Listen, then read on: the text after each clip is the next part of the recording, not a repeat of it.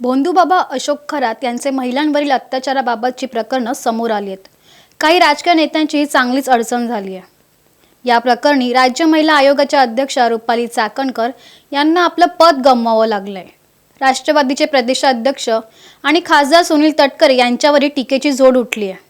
रुपाली चाकणकर यांच्याप्रमाणे सुनील तटकरे यांनीही कर्मकांड करताना हाताची बोटं कापल्याचा दावा करत त्यांचे काही फोटो सोशल मीडियावर व्हायरल होत आहेत.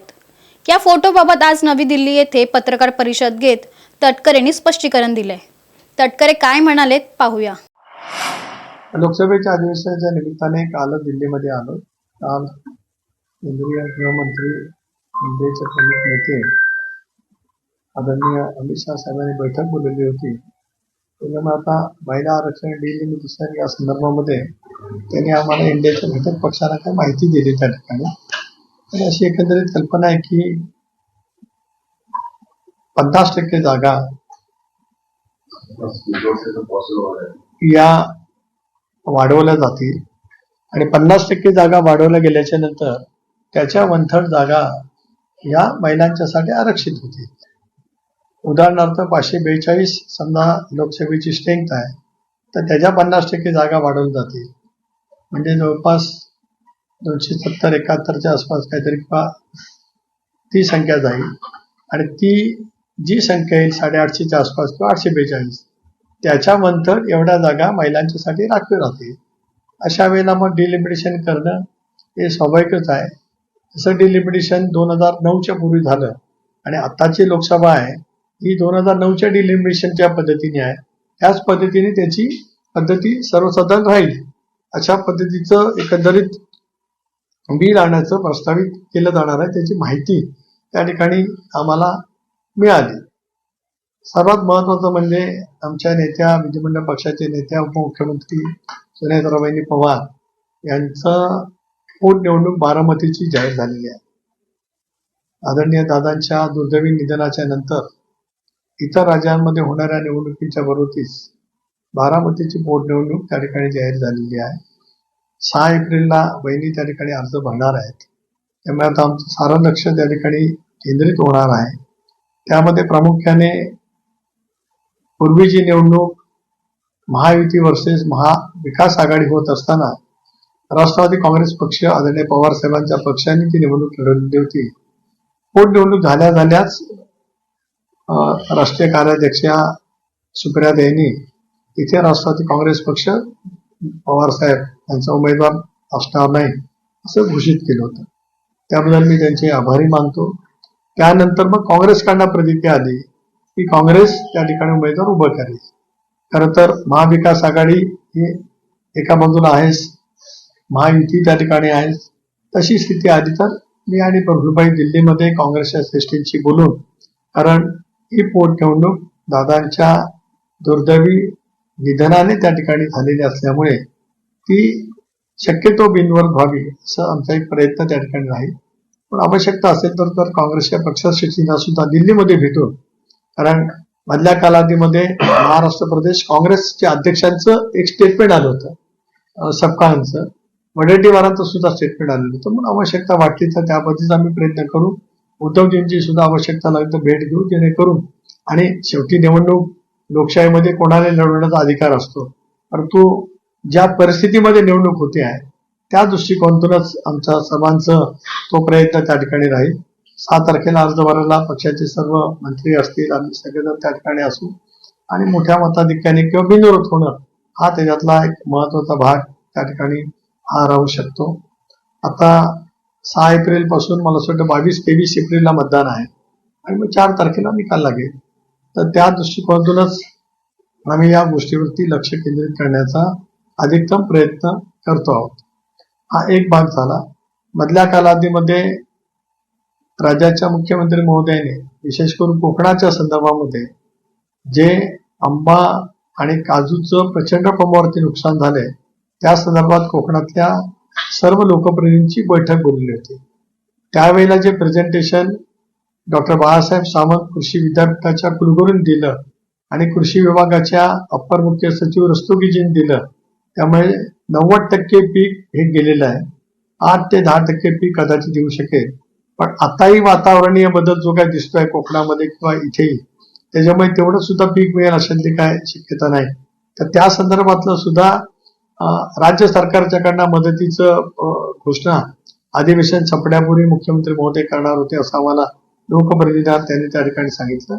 माझाही प्रयत्न आहे की आज केंद्रामधून या संदर्भात, कारण कोकणात पहिल्या प्रथमच इतक्या मोठ्या प्रमाणावरती नुकसान होत आहे, त्याच्यामुळे केंद्र सरकारचं लक्ष वेधण्याचाही प्रयत्न त्या ठिकाणी आहे. मी पंतप्रधान महोदयांचे आभार मानतो की काल लोकसभेमध्ये त्यांनी जे सविस्तर निवेदन, आज जे काही अमेरिका इस्रायल विरुद्ध इराण असं जे काही युद्ध चालू आहे त्याचे परिणाम आपल्या देशावरती काय काय होऊ शकतात या संदर्भातलं एक विस्तृत निवेदन पंतप्रधान महोदयांनी दिलं. त्याच्यामध्ये त्यांनी शेतकऱ्यांची काळजी घेतली, कारण आता खरीपाच्या पिकाच्या लागणारं युरिया किंवा DEP याच्याबद्दलचं काय होऊ शकेल, ग्राहकांच्या दृष्टिकोनातून गॅस सिलेंडर हा जो काय महत्वाचा स्वयंपाकाचा कुकिंगचा जो महत्वाचा मुद्दा असतो त्याच्याबद्दलचं काय होऊ शकेल, त्याबद्दल पेट्रोल आणि इतर इंधनाच्या बाबतीमध्ये काय होऊ शकतंय, या साऱ्याचा एक विस्तृत निवेदन काल पंतप्रधान मोदी साहेबांनी सभागृहामध्ये दिलेलं असल्यामुळे देशांतील राज्यांतील नागरिकांना एक तऱ्हेचा दिलासा मिळालेला. अशा वेळेला वेगवेगळ्या उद्योगांच्या वरती सुद्धा परिणाम होऊ शकतो, कारण काही उद्योग हे गॅसवरती आधारित उद्योग आहेत, काही उद्योग हे विजेवरती आधारित आहेत, किंवा भवितव्यामध्ये अशी स्थिती उद्भवली तर रेल्वे लाईन जी का आज डिझेलवरती चालतात त्याचं विद्युतीकरणाच्या दृष्टिकोनातून सुद्धा काय प्रयत्न कसे करता येतील याचं एक विस्तृत निवेदन पंतप्रधान महोदयांच्या कालच्या त्या निवेदनाच्या माध्यमातून आलेलं होतं. काही हायड्रल पॉवर नव्याने जर काही निर्माण करता येऊ शकते काय, त्याही दृष्टिकोनातून प्रयत्न भारत सरकार त्या ठिकाणी करणार आहे. अशा वेळेला महाराष्ट्र आणि महाराष्ट्रातली स्थिती याचं जाहीर केलेल्या बाबीचा विचार करत आम्ही नेमकं त्या ठिकाणी भारत सरकारच्याकडनं काय मांडू शकतो आहोत या दृष्टिकोनातून सुद्धा आमच्या सर्वांचे प्रयत्न त्या ठिकाणी आहेत. महत्वाचा मुद्दा म्हणजे आज दादांच्या अकाली दुर्दैवी निधनाच्या नंतर आज जी काय पोटनिवडणुकीत होणार आहे, जी राष्ट्रवादी काँग्रेस पक्षाच्या महायुतीच्या उमेदवार म्हणून सुनेत्रा उभ्या राहणार आहेत, त्यावरती अधिक लक्ष आहे. मी आणि आमचे सर्व सहकारी मुख्यमंत्री महोदयांना विनंती करू, शिंदे साहेबांना पण विनंती करू की त्यांनी अर्ज भरण्याच्या दिवशी बारामतीला त्या ठिकाणी या. काँग्रेस आणि उद्धव ठाकरे आणि इथं दिल्लीमध्ये काँग्रेस नेत्यांना भेटणार का, कधी भेटी घेणार आणि कोणाला भेटणार? एक मुद्दा असा आहे की महाविकास आघाडीमध्ये ही जागा ही आदरणीय पवारसाहेब राष्ट्रवादी काँग्रेस पक्षाला कडे आहे. आतापर्यंत राज्यात महायुती पण आहे आणि महाविकास आघाडी आहे, त्याच्यामुळे महाविकास आघाडीच्या पद्धतीप्रमाणे ती जागा साहेबांच्या राष्ट्रवादी काँग्रेस पक्षाकडे आहे. त्यामध्ये सुप्रियाताईंनी घोषणा केली की आम्ही उमेदवार देणार. त्याच्यानंतर जी राज्य पातळीवरती प्रतिक्रिया आलेली आहे, याचा अर्थ तो काय निर्णय झाला अशातला काय भाग नाही, प्रतिक्रिया आलेली आहे. आणि ती प्रतिक्रिया निर्णय प्रक्रियेपर्यंत जर पोहोचणार असेल तर मग दिल्लीमध्ये येऊन काँग्रेसच्या पक्षश्रेष्ठीला मी आणि प्रफुल्ल आम्ही त्या ठिकाणी भेटू. यात आजच साताऱ्यामध्ये प्रकार घडला, त्या अनुषंगाने म्हटलं गेलं की पक्ष फोडले, तेव्हा पण लोकशाहीची हत्या झाली, पण आता कॅबिनेट मंत्री त्यात तुमच्या पक्षाचे नेते तिथे उभे असताना दिसले, सगळे हतबल दिसत होते पोलिसांसमोर, आणि काल तो मुद्दा सभागृहातही घातला. काल विधानसभेत विधान परिषदेमध्ये या विषयावरती चर्चा झाली, सभागृहामध्ये सुद्धा विधानसभेमध्ये ते मांडलं गेलं. त्यानंतर मी जे ऐकलंय की मुख्यमंत्री महोदयांनी त्याच्यामध्ये उत्तर देत असताना आज या विषयावरती सविस्तर निवेदन करण्याचं माननीय मुख्यमंत्री महोदयांनी विधानसभेमध्ये घोषित केले.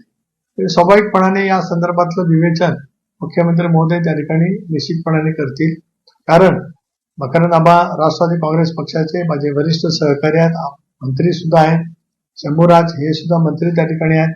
त्या दोन्ही सभागृहामध्ये तिथे घडलेल्या घटनाचा क्रम सविस्तरपणाने त्या ठिकाणी सांगितलेला आहे आणि मुख्यमंत्री महोदयांनी सुद्धा सभागृहात ते ऐकलेलं आहे. अशा वेळेला चर्चेचा समारोप करत असताना मुख्यमंत्री महोदयांनी हे आश्वस्त केलं की आज या विषयावरती सभागृहामध्ये ते निवेदन करणार आहेत. म्हणून तुम्ही या प्रकरणी एनडीएचे घटक पक्ष आहात, एनडीएच्या घटक पक्षाला जर मंत्र्याला मारण होते तर तुम्ही काही एनडीएच्या वरिष्ठ नेत्यांची पण या संदर्भात चर्चा करणार? एक बाब नक्की आहे की सातारा पोलीस अधीक्षक आणि तिथले एलसीबीचे पोलीस अधिकारी यांनी निवडणुकीच्या दिवशी जे काय केलेलं आहे ते आपण संबंध चॅनेलवरती ते पाहिलेलं सुद्धा आहे. ते लोकल चॅनेलवरती सुद्धा लाईव्ह त्या ठिकाणी आहे. एवढंच नव्हे तर दोन्ही मंत्री महोदयांनी दोन्ही सभागृहामध्ये स्पष्टपणाने घटनाक्रम सांगितलेला आहे. हे शेवटी पोलिसी बळ हे चुकीचं आहे, पण शेवटी राज्याचे मुख्यमंत्री आज निवेदन करतील याचा अर्थ त्यांच्याकडे सुद्धा ती माहिती आहे. आणि लोकशाहीमध्ये शेवटी राजादादा आम्ही महायुतीमध्ये आहोत एकत्रितपणाने देशामध्ये एनडीएच्या नेतृत्वाखाली आज आम्ही भारतीय जनता पक्षाच्या नेतृत्वाच्या सोबत शिंदे साहेब म्हणजे शिवसेना आणि राष्ट्रवादी काँग्रेस पक्ष आहे. राज्यामध्ये सुद्धा देवेंद्रजी आहेत, शिंदे साहेब आहेत, सुनेत्रा वहिनी आहेत, हे त्या ठिकाणी नेतृत्व करतायत. अशा वेळेला एका जिल्हा परिषदेमध्ये स्थानिक पातळीवरती घडलेली घटना आणि पोलिसांचा हस्तक्षेप योग्य नाही असं माझं स्पष्ट मत आहे. साताऱ्यासारख्या प्रकार खपवून घेणार नाही. त्यांच्या पण हाताला मुख्यमंत्र्यांनी लागलं. उपमुख्यमंत्र्यांना आज थेट इशारा दिला असं समजून येते. रात्रपर्यंत दोघांची बैठक झाली आणि त्यात हेही सांगितलं की मोठा पाहून समजून घेतलं जाणार, पण अशा प्रकारचे ते खपवून घेणार. नाही, कोणाची बैठक झाली? शिंदेची आणि फडणवीसांची. शिंदेंनी असा इशारा दिला असं म्हणतो. नाही आता फडणवीसांनी एक बाब कशा आहे की दोन नेत्यांची बैठक झाली असेल आणि त्या बैठकीमध्ये काही चर्चा झाली असेल तर ती अधिकृत चर्चेचा तपशील आपल्या कोणाकडे नाही. ही फक्त सूत्रांच्या माध्यमातून आलेली माहिती आहे. ते दोन्ही राज्याचे नेते आहेत. मी पण घटक पक्षाचा एक राज्याचा प्रमुख आहे. जोपर्यंत त्या दोघांचा तपशील समजत नाही तोपर्यंत प्रतिक्रिया देणं उचित राहणार नाही. दोन्ही एक समाधान नेते आहेत. कोएलिशन कसं चालवायचं दोघांनाही अनुभव आहे. 14 ते 19 देवेंद्रजींनी भारतीय जनता पक्ष आणि शिवसेनेचं सरकार चालवलं. त्याच्यानंतरच्या कालावधीमध्ये शिंदे साहेबांनी भारतीय जनता पक्ष, शिवसेना, त्यानंतर राष्ट्रवादी काँग्रेस पक्षाचं सुद्धा सरकार चालवलं. आताही देवेंद्रजी भारतीय जनता पक्ष, शिवसेना, राष्ट्रवादीचे सरकार चालवत आहे. अशा वेळेला कोएलिशनचं सरकार चालवण्याचा दोघांनाही अनुभव आहे. त्याच्यामुळे एखादी घटना घडली त्याच्यात शंकाचं काय कारण आहे. ते दोघी नेते सक्षम आहेत, ते चर्चा करतील. त्यामुळे कोणी काय कोणाला इशारा दिला हा काही महत्वाचा भाग नाही. राज्य आम्हाला अधिक त्याच पद्धतीने चालवायचं आहे. इंडिया म्हणून चालवायचं आहे. देशामध्ये इंडिया म्हणून आम्ही काम करणार आहोत. काही वेळेला भांडायला लागतं, काही वेळेला एखादी घटना घडत असते, पण चर्चा अंती त्याच्यातनं अनेक मुद्दे संपुष्टात येऊ शकतात. भांडण आउटिंग पब्लिक आहे. काल विधान भवनात ज्या प्रकाराने दोन मित्रपक्ष तुषार दोषी पोलीस अधीक्षकांवर थेट निलंबनाचे आदेश दिले गेले. तेच पूर्वी आंतरवादी आणि कसले मित्रपक्ष इतर ठिकाणी ते अधीक्षक वादग्रस्त भूमिकेत दिसले. एक असं आहे की तो उल्लेख शंभूराज देसाई यांनी त्यांच्या साताराच्या घटनेच्या नंतर बाईटमध्ये सुद्धा दिला, सभागृहामध्ये सुद्धा त्यांनी ते मांडला की ज्या वेळेला जालन्यामध्ये अंतरवेलीच्या ठिकाणी जी काय घटना झाली त्यावेळेला सुद्धा ते पोलीस अधीक्षक होते. मला माहित नव्हतं की ते तिथे होते, पण शंभूराजनी सांगितले याचा अर्थ ते नक्कीच कॅबिनेट मंत्री आहेत, त्यांना ते साताराचे पालकमंत्री आहेत, त्यांना माहिती असेल. पण या सगळ्या गोष्टीचं ज्या वेळेला दोन नेते बसतील किंवा आमच्या नेत्यांना सुद्धा ज्यावेळेला बोलवलं जाईल, कारण राष्ट्रवादी काँग्रेस पक्ष सुद्धा साताराच्या घटनेमध्ये राष्ट्रवादीचे दोन पक्षाच्या मध्ये जास्ती उमेदवार निवडून आले. जिल्हा अध्यक्ष पदाचा उमेदवार राष्ट्रवादी काँग्रेस पक्षाचा होता. त्यामुळे चर्चेच्या वेळेला ज्या वेळेला आमच्या नेत्या म्हणून वहिनींना बोलवलं जाईल त्या वहिनी सुद्धा पक्षाची भूमिका नक्की अशोक सराफ प्रकरणावरती मुख्यमंत्री सभागृहात बोलणार आहेत. त्याबद्दल सुनेत्रा वहिनी मुख्यमंत्र्यांच्या भेटीला गेलेल्या आहेत. काय नक्की विषय? नाही, मला माहित नाही ना. शेवटी मी दिल्लीमध्ये आहे. सभागृहाचं कामकाज चालू असताना मुख्यमंत्री, उपमुख्यमंत्री यांच्या भेटी नियमित होत असतात. उद्या विधानसभेचं अधिवेशन संपणार आहे, त्याच्या पार्श्वभूमीवरती सुद्धा भेटी असू शकतात, इतरही काय बाबी असू शकतील. तर त्यांच्या दोघांच्या भेटीचा तपशील मला ज्ञात असत काही कारण नाही. पण महायुती मजबूत करणं आणि महायुतीमध्ये कुठे कुठे काय घटना घडल्या असतील तर त्याच्या संदर्भामध्ये चर्चा करणं हे गेल्या अनेक वर्षामध्ये होतच आलेलं आहे. दादा असताना सुद्धा अनेक वेळेला दादा उपमुख्यमंत्री म्हणून मुख्यमंत्र्यांजवळ चर्चा व्हायची, उपमुख्यमंत्री म्हणून शिंदे साहेबांजवळ सुद्धा चर्चा व्हायची. अनेक वेळेला प्रदेशाध्यक्ष म्हणून मी इथे असेल तर उपस्थित राहायचो. हा शेवटी हा प्रक्रियेचा भाग आहे. कोएलिशन गव्हर्नमेंट चालवत असताना महाराष्ट्रासारखं एक प्रगत राज्य ज्या वेळेला आपलं कार्यक्षमपणाने काम करत असतं त्यावेळेला घटक पक्षांची संवाद एक महत्वाचा असतो, तो त्या ठिकाणी नियमित होत असतो. दुसरा मुद्दा असा आहे की राज्यामध्ये खऱ्या प्रकरणामध्ये रोज नवीन नवीन अपडेट येत आहेत. अधिकाऱ्यांचं सुद्धा नाव येत आहे. आणि तुमचा असेल किंवा रुपाली चाकणकरांच्या प्रदेशाचा राजीनामा वगैरे होते, तुमच्या पक्षांतरात काय चर्चा आहे? टार्गेट महिला आणि तुम्ही जे सांगितलं की प्रदेशाध्यक्ष पदाच्या राजीनाम्याची त्याच्या मागणी होती रुपाली चाकणकरांच्या, आणि त्यांनी ते उत्तर दिलं बोटाच्या संदर्भामध्ये. माझं पण बोट अडवलं. कोणी काय उत्तर द्यावं मला माहित नाही. माझं बोट लोकसभेच्या निवडणुकीचा अर्ज भरताना त्याच्या 2 दिवस आधी अलिबागला कशा पद्धतीने ॲडव्होकेट प्रवीण ठाकूर, माझ्या जिल्ह्यातील एक नामांकित सिनियर वकील आहे, ते मधुशेठ ठाकूर म्हणून आमचे माजी आमदार होते, त्यांची समाधी आहे, त्यांच्या गावाच्या समाधीला दर्शन घ्यायला गेलं तेवढा ते प्रवीण ठाकूर मला भेटायला आले. मग प्रवीण ठाकूरांनी कबूल केलं की ते माझ्या समोरचे उमेदवार आनंद गीतेचे काम करत होते, पण कौटुंबिक नात्याने भेटायला आले. त्यांना भेटून मी निघाले असताना त्यांनी दरवाजा लावला. त्यावेळेला माझ्या इथे जखम झाली. तिथेच तोंडीच्या हॉस्पिटलमध्ये जाऊन 5 मला स्टॅपलनी टाके मारले. ते नंतर मी दिल्लीत आलो तर त्यावेळेला सुद्धा होतं. आपण जर काय माझ्या दिल्लीमध्ये आल्यानंतर बघितलं असेल ते होतं. आता याचा अर्थ कोण कुठे लावणार असेल तर दुर्दैव आहे, याच्यापेक्षा काय म्हणू. पण कायद्याची कारवाई करणार का? केली, मी गुन्हे दाखल केलेत. त्याच्यामुळे एक भाग आहे. दुसरी बाब असा आहे की दुसरा माफ केलेला सुद्धा जो नाहीच आहे तो पण आला. त्याच्यामुळे एक माननीय मुख्यमंत्री महोदयांनी SIT स्थापन केले. एक सातपुते ज्येष्ठ IPS अधिकारी त्याच्या प्रमुख आहेत. त्यांनी त्याची व्याप्ती वाढवलेली आहे. सखोलपणाने तपास करण्याचं मुख्यमंत्र्यांनी काल सभागृहामध्ये आश्वासन केलेलं आहे. आज मुख्यमंत्री त्याच्यावरती निवेदन करणार आहेत. राष्ट्रवादी काँग्रेस पक्षाचा अध्यक्ष म्हणून, खासदार म्हणून माझी सुद्धा मागणी स्पष्टपणाची आहे की याचा सखोल तपास व्हावा. खरासारख्या विकृत मनोवृत्तीच्या विरोधामध्ये जे कठोर कारवाई करायची असेल ते त्या ठिकाणी केली जावी. ही राष्ट्रवादी काँग्रेस पक्षाची स्वच्छपणाची भूमिका आहे. आता माझ्या संदर्भातलं जे काय दाखवलं गेले त्याचा माझ्याकडनं खुलासा झालाय. यापेक्षा या गोष्टीला मी अधिक महत्व देऊ इच्छित नाही. याचं कारण जी घटना केव्हा घडले हे आपल्यापैकी सर्वांना ज्ञात आहे. आणि त्यावेळेचे 2024 मध्येच अलिबागमध्ये झालेली घटना आहे. आता याबद्दल माझ्यासारखा 40 वर्ष राजकारणात आहे. एका दिवसात मी नाही दिल्लीत आलो.